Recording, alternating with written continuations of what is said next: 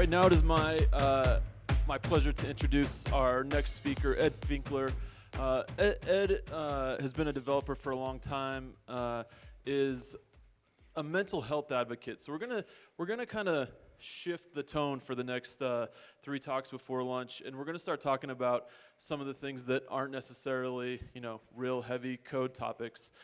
Ed is here from Indiana. He is the founder of an organization called Open Sourcing Mental Illness. The goal is to bring awareness to mental illness in the tech community, and he's going to talk a lot about that and a lot about his experience with that. And so please welcome to the stage Ed Finkler.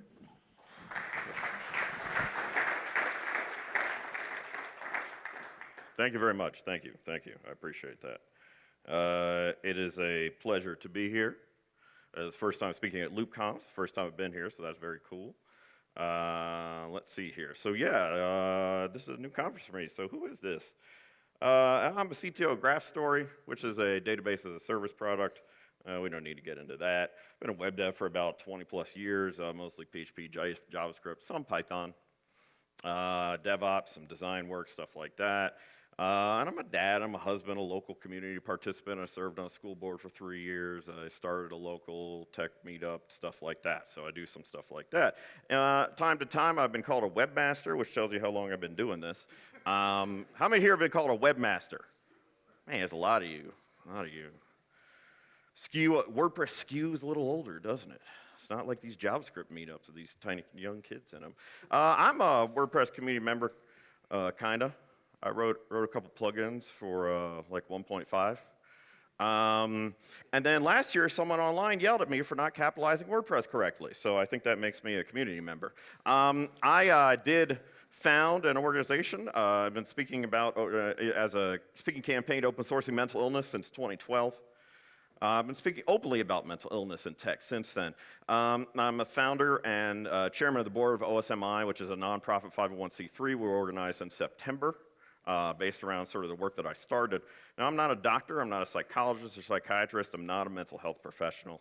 But I'm here to talk about what it's like to have a mental illness from my perspective, the perspective as somebody who works in tech as a professional, as a developer.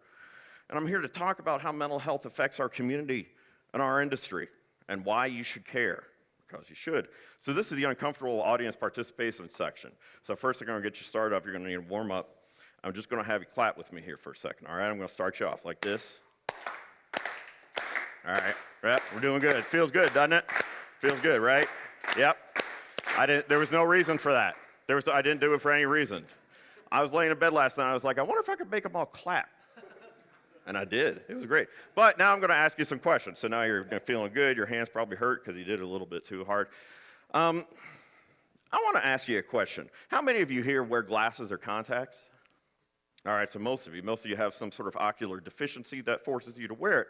Few of you genetic freaks have some kind of powers that allow you to see without them, but most human beings, after they get a certain age, their eyes start to deteriorate because human beings weren't really supposed to live as long as we do now. So to get around in life, you have to wear these, right?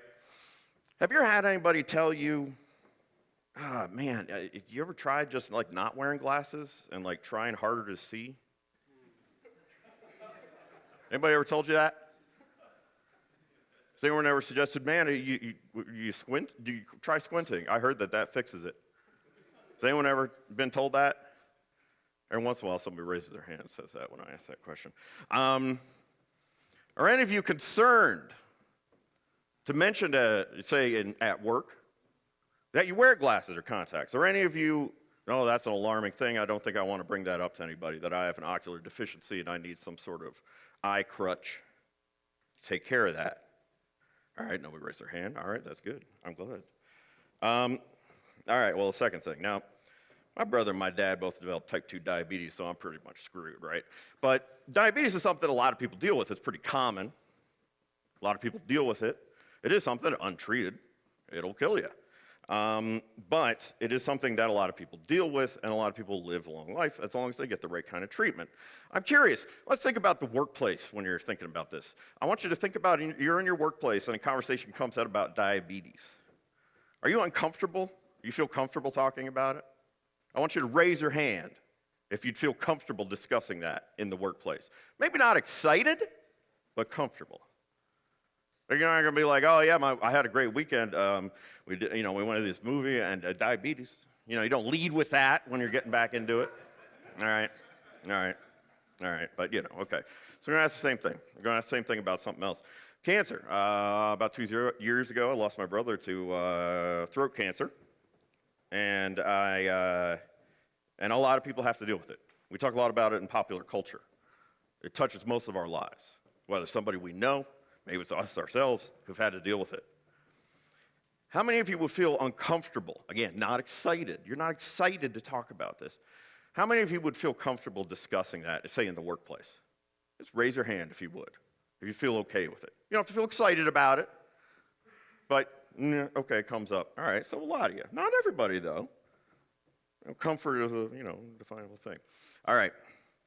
How many of you would feel comfortable discussing a mental illness in the workplace? A lot smaller. Well under half. Well under half. So that's interesting, and I want you to think about that while we go through this stuff. Now back to me, which is my most exciting, the thing that I'm most excited talking about. Now I deal with a few different things. I have something called generalized anxiety disorder. And the way that I explain that is that I have fight or flight reactions when it's not appropriate. Now it's appropriate to have a fight or flight reaction, like if a lion's coming at me and it's going to eat me. And I got to roundhouse kick this lion, or I got to run like hell away from this lion. Neither of those things are going to work, admittedly, but that is what I need to do. And so that is an appropriate time to have a kind of reaction, a reaction that, oh man, something's really wrong. I need to protect myself. And my brain kicks in and says, you got to protect yourself. And it starts changing the way my blood pumps. It changes the kind of hormones that are released. All this different kind of stuff happens on a physiological level triggered in your brain. It is not appropriate to have it when you're at a bar you've never been to and you're by yourself, but you're going to meet friends there, but you've never been there before. And you get kind of really freaked out about going in there because you don't know what it's like inside, and maybe you just sit in your car for a while and end up leaving after 20 minutes because you're so uncomfortable. And it's not appropriate to have it when you're so freaked out about taking public transportation because you don't understand how the rules work and you're kind of afraid of embarrassing. Not kind of, you're very uncomfortable, afraid of embarrassing yourself. You don't understand how that stuff works. How does the change work? Do I give them a 20? Will they give me change back? Do I have to tip the driver? I don't understand. And I get that way about that stuff, so I never take the bus or train or anything like that, which is good because I kind of live in a small-ish town, not like Salt Lake City, so we don't have things like that, so that's good. But those are things, I have them when it's not appropriate. I have that reaction when it's not appropriate to have that. I also have something called ADHD. Now, I've had that all my life, but I was diagnosed at 27. Now, there's some common things that you deal with when you have ADHD, and most people will be kind of understand. You have trouble staying on a single topic, kind of tend to jump around a lot. So trouble focusing, and oftentimes it's like, I have to do this task, I really have trouble focusing on it, so it's like I'm just not doing tasks, I'm jumping from one thing to another over and over. I also tend to avoid less appealing tasks, and not to the point of I don't really feel like doing that, I just never will do those things to the point of being destructive. One time just because I kept forgetting and just didn't feel like, even when I think of it, I wouldn't do it. Even though I had the money, I just didn't pay my water bill. My water got shut off. Why? There was no reason for it. I absolutely could pay this. There's no problem with that.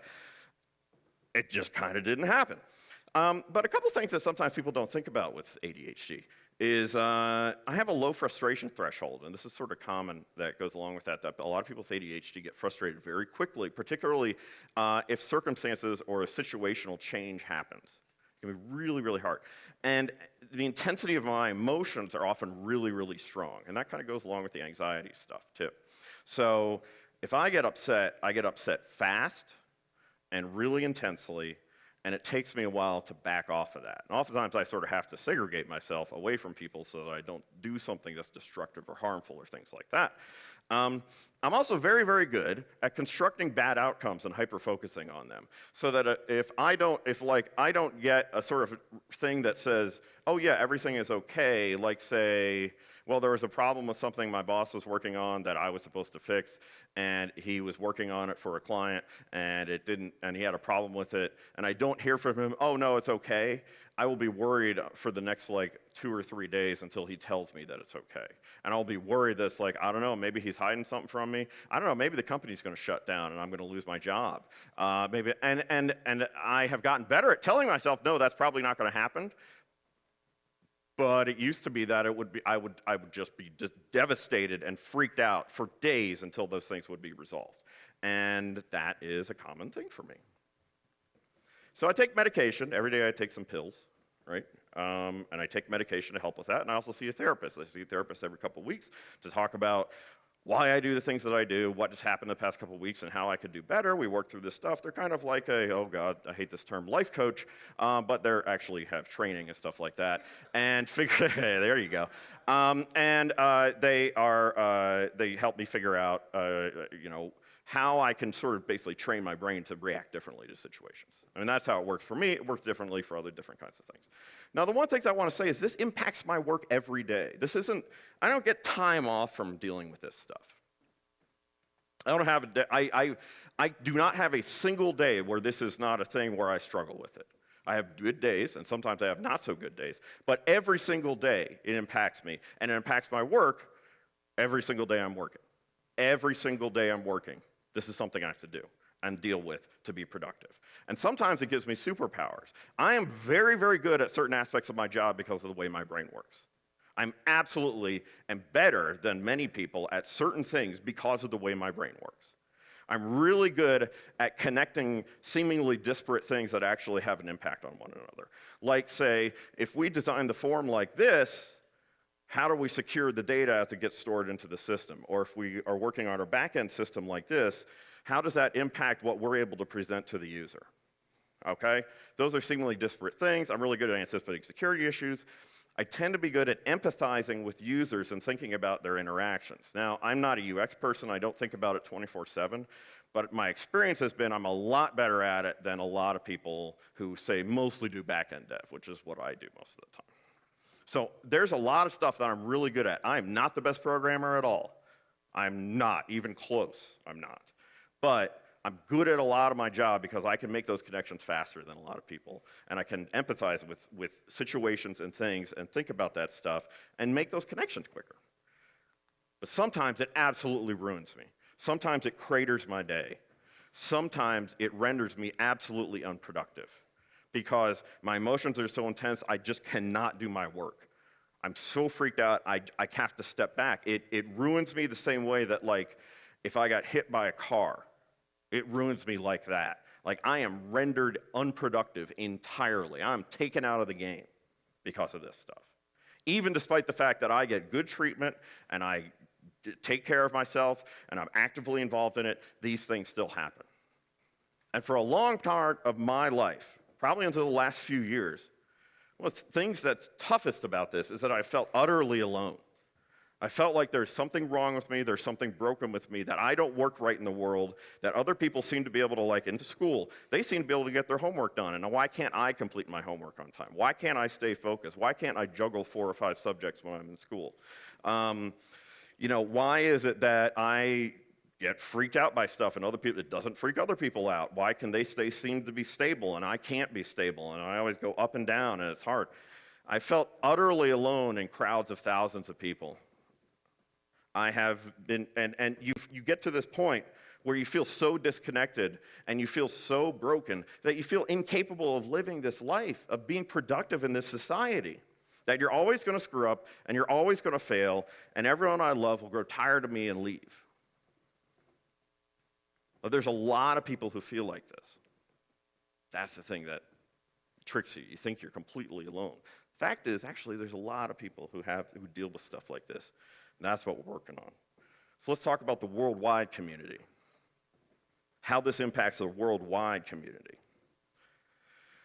Now, the World Health Organization in 2008 released a study called The Global Burden of Disease. I'm just going to show you a couple things that are out of that. Now, it studied populations all over the world and studied the impact of different diseases and disease categories on those populations.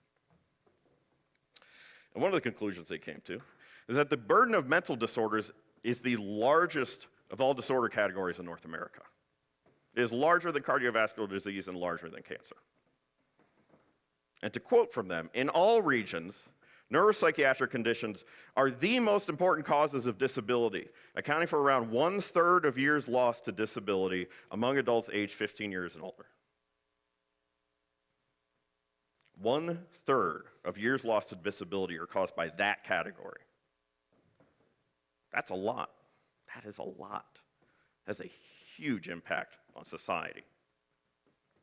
Now, if we talk about the tech community, and we talk about that community, this community that we all probably here belong to, we would say we belong to this sort of a larger tech professionals community. There's essentially no research done on this. I've seen a couple things here and there. It is very disparate. Almost none has been done, specifically on tech communities, specifically say on developers, specifically on people who do certain kinds of work. So we do it. That's what our organization does, and one of the things we do. So I'm going to show you some survey results from the Mental Health and Tech 2016 survey. And this is information that we collected. We had over 1,500 respondents this year. So it's a pretty large selection. Now, one of the things you want to keep in mind is that this is a self-selective survey. People choose to participate in it. So this is not an exact sampling of like a random set of people that are in it. People chose to fill this out. But keep that in mind, but I think there's some really interesting numbers, particularly about attitudes about this. So let's answer a few questions that we found here. One question is, do you think that discussing a health issue with your employer would have a negative consequence? And we asked about physical, and we asked about mental. Physical health, no, is 72%, maybe is 25%. Yes is only 4%. Only 4% of people said yes, I believe there would be. Mental health, no, only 36% people could say yes. A quarter could say no. A quarter said yes, absolutely. That's 6 times more people. And maybe it's 45%, twice as many. Next question. Would you bring up a health issue with a potential employer in an interview? People who are sick often have to know, how's their employer going to accommodate these things? Physical, 35%. No, only a quarter said yes, and that's understandable. Most people don't want to give a reason. Also, the physical issue you have may not impact things. But there certainly are things that physical issues impact. I know it's the case that many women are told not to mention that if they might be getting pregnant because they think that that will make them not attractive for a job. That's an example of a potential physical bias that you might see in that. Maybe said 40%, no said 36%. Well, let's look at mental health. Only 7% said yes. No is 68%, maybe is only 26%. Far fewer say yes. A key aspect of getting treatment effectively, particularly in the United States, where healthcare is primarily, the conduit for healthcare is primarily the workplace. Does your employer provide resources to learn more about mental health issues and how to seek help? Only 30% said yes. Only 30%. Again, something that it causes 1/3 of that disability impact we talked about in the World Health Organization, we only talk about it 30% of the time. The people in the US said only 30% of the time employers talked about it. No, 37%, another third said don't know. So about 70% of employers are doing nothing or not nearly enough for anyone to remember. Do you feel that being identified as a person with a mental health issue would hurt your career? Let's take a look at that. 87% of the people who responded said yes or maybe. 87%. I wonder if you'd say that same thing about diabetes. Should we? Should we say that same thing about it? I don't think so. And then this is a good question, and remember, this is a self-selective survey. The last question I'll show you, have you been diagnosed with a mental health condition? Again, that's by a medical professional. And these are the responses we got back from it. I want you to keep in mind the general population shows that it's about 20%. The belief that you'll see it in most surveys is that at a given time, 20% of the population is dealing with a mental health issue in the United States. Okay, now this is a little bit different. This is, have you been diagnosed with a mental health condition? It's not necessarily right now. Our numbers showed in our survey responses that 50% of the people reported they had been. Out of 1,500 respondents, 50% said yes. This is self-reported, keep that in mind. That's a very large percentage, very large percentage. And may, and keep in mind, may indicate that there is a more severe issue, even in tech, than the general population.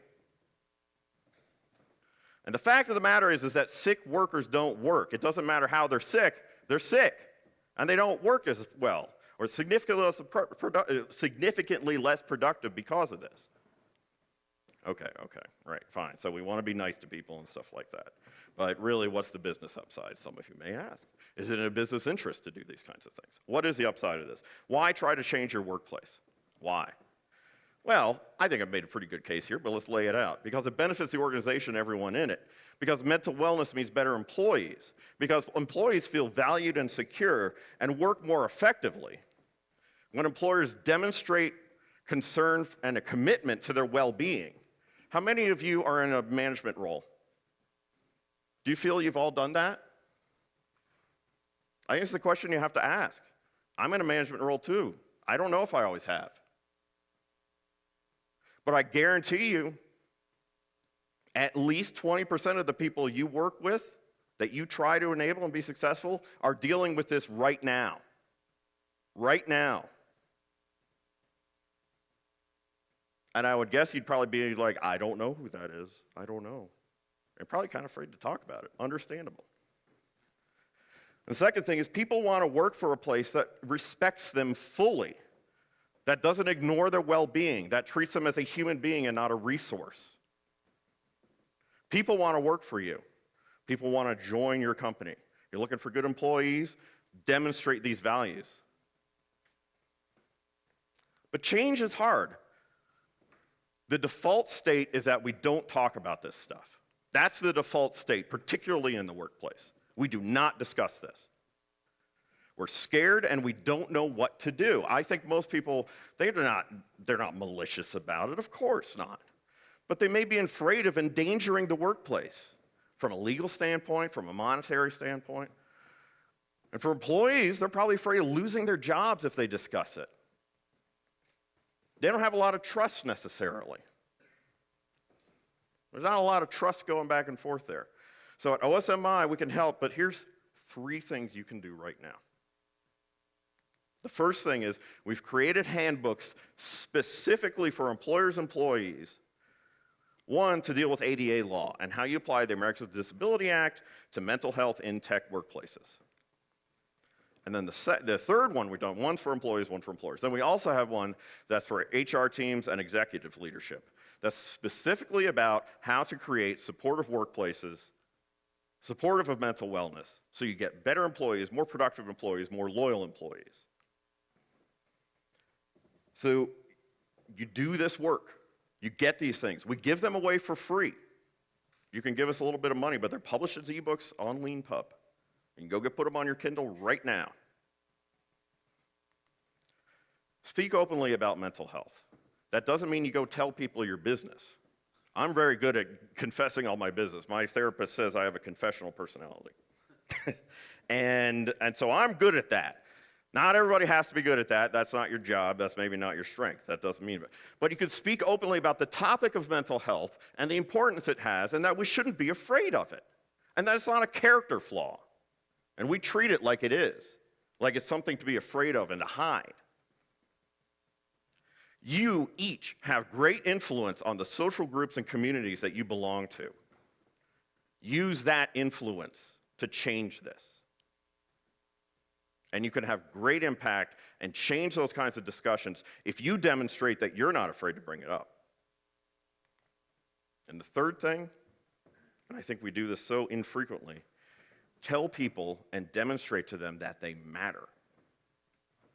How they impact your life positively. How strong and how great and how awesome they are. I bet we all work with people who are really awesome and really great. When was the last time we told them that? We just straight out told them that. Everybody needs to hear this. We are social animals, and we do need to hear from our social groups that we're valued and respected and what's good about us, because so often we only think about negative stuff. And the people who especially need to hear it are people whose brains lie to them and tell them, like my brain does, that there's just something broken with me and I'm not a good person and people are all going to leave me. So I want to bring this back around down to its essence. I know I've talked for a little bit here about a few different things. Communities, I've talked about a few different communities. Communities are not about code, they're about people. Code's kind of a MacGuffin. Code's the thing that like gets us together. But at the end of the day, that's not really the thing that's the story is about. The story is about the people. The code is kind of the stuff that it's supposed to motivate you. But it's not what matters. The story of each community is about the people in it and how they interact and what they do together. And we're talking about our community here. Our community, whether that's a WordPress community, whether that's a tech community, whether that's your group of friends, whether that's your family, our community. We're talking about our colleagues, and we're talking about our friends, and our people, the people who the sort of like people that we have so many things in common with, that we associate with. And we're each here wearing blue shirts or wearing WordPress hoodies or things like that. These are our people. And a lot of those people, like I have for most of my life, suffer in silence.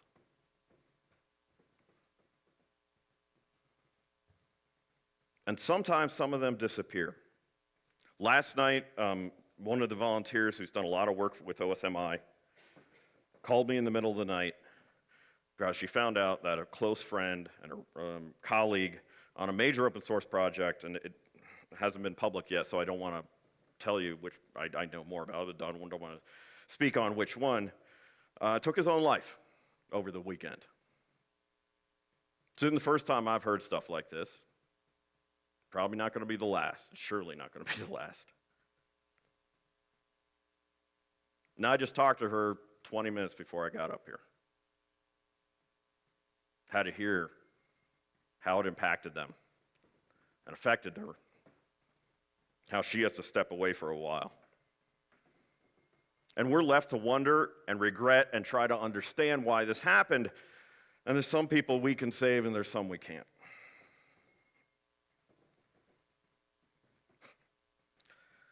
But only fear allows this. The only thing that permits this is fear. The only reason we allow so many to suffer in silence is fear. And the only reason we don't save more of our kin and kith is fear. So you've got to choose. We choose. In our actions every day, we choose. You choose and I choose, and all of us, we choose. We can choose to give into that fear. We can choose to hide. It's easy to hide and to be silent and to be quiet. It's easy to do that. But I'll tell you something. I've been dealing with this my whole life, and I know plenty of people who've been dealing with this stuff too. Mental health is not for the weak. The mental illnesses that I deal with, it is not for the weak. I don't know how to describe it exactly. It is carrying something around with me every day that tells me that I'm a screw-up and that my life is going to fall apart and that people are going to leave me. And every day I've had to fight for that. And there's lots of other people who have to do the same thing. This is not something for the weak, and it's not something for the timid. It's not for the weak, and it's not for the indifferent, and it's not for those who are content to be comfortable. And dealing with this is not for the indifferent or the weak or those who are content to be comfortable in this, who don't want to take this head on. We can choose to meet inaction with action. We can choose to meet confusion with understanding. And we can choose to meet indifference with compassion and empathy. We can choose that. You have to choose if you're going to be stronger than fear. Thank you very much.